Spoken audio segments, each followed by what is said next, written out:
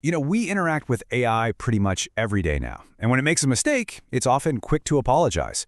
But what's really going on behind that apology? We're about to peel back the layers on that illusion of a thinking machine to uncover what AI can reveal about something way more complex: us.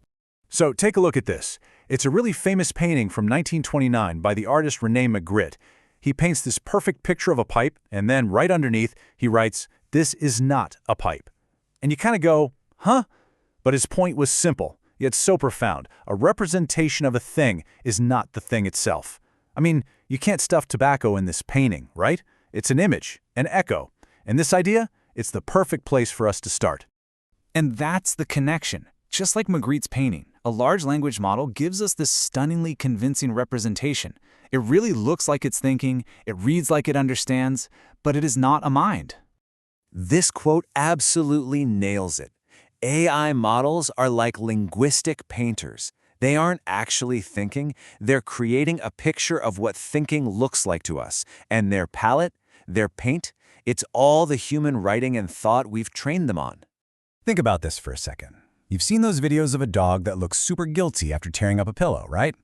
Well, most animal experts will tell you that the dog isn't actually feeling remorse. It's just reacting to its owner's tone of voice, their posture. It's reflecting the human emotion in the room. An LLM's apology? It works in pretty much the same way. It's a learned response, a reflection of our expectations, not some kind of genuine regret. So, okay, if it isn't thinking, then what on earth is it doing? How does an AI know anything at all? Well, to really get a handle on its biases, first we have to understand how it works under the hood. An LLM isn't some vast library that it searches for answers in. It's way more like a giant map of language. It holds this incredibly complex web of statistical relationships. So when you give it a prompt, it doesn't recall an answer. It actually reconstructs one, word by word, just by predicting the next most probable word in the sequence. And this brings us to a really core concept. The map is not the territory. The AI, it has the map. It sees all the contours of our language and ideas. It knows which words like to hang out together. But what it doesn't have is the territory. The lived, messy, real human experience that gives that map all of its meaning. Let's break that down. Our understanding, yours and mine, it's built on real-world experience, on a sense of cause and effect, and on real deep-seated emotion. An LLM's world, it's a reconstruction built on statistics, probability, and simple association. It knows coffee and morning are linked, for sure, but it has no idea what that first warm sip feels like on a cold day. That's the difference. So, if we can't just ask an AI why it said something strange or biased, how do we figure it out? Well, we have to stop treating it like a witness we can interrogate and start treating its output like a scene we need to investigate. It's time for us to become scientific detectives. And what that means is we have to stop looking for a motive or an intention. There isn't one. Instead, we have to start looking for clues, for patterns in what it says that point back to the structure of the data it learned from. Exactly. Every output an AI gives you is a piece of evidence. It's a statistical echo of its training. It's not a confession of what it believes. As soon as we start seeing it this way, we can start to analyze it objectively. And here's how you can do it. First, you form a hypothesis. Something like, I think the model is leaning toward this viewpoint. Then, you test it. Change the prompt a little, rephrase the question, remove some context. And then, you observe. What stays the same? What changes? From that, you can start to infer which underlying patterns in the data are really pulling the strings. Okay, let's put our detective hats on and apply this method to a real and incredibly powerful example.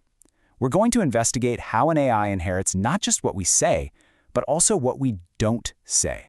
This is the key question for our investigation. Now, an AI doesn't have memories, so it can't really forget.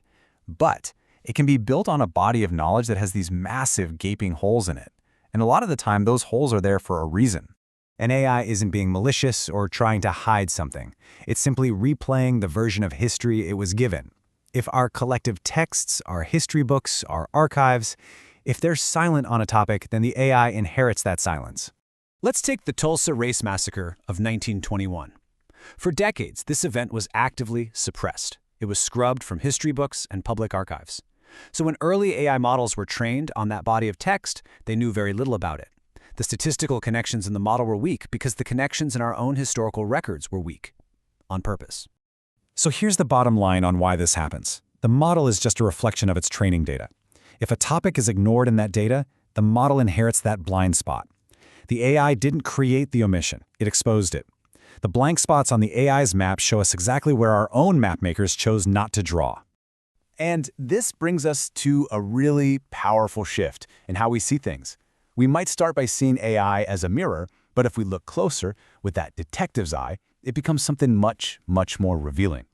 First, we have to accept what they are. They're mirrors. They reflect back at us the sum total of the language we've fed them: the good, the bad, the brilliant, the biased, and all the parts we've conveniently left silent.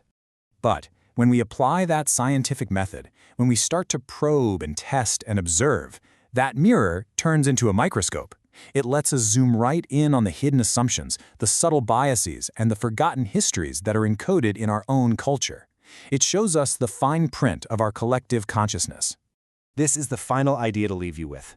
When an AI gives a flawed answer, it's not just a technical problem that needs to be fixed. That illusion of knowledge it presents is actually an invitation. It's an invitation for us to investigate, to learn, and to see our own reflection more clearly than before. Which leaves us with one last really crucial question. These systems are learning from the world we create and the history we document. So as we move forward, building our world alongside these tools, the choice of what we show that mirror, well, it becomes more important than ever. What story will we choose to tell it?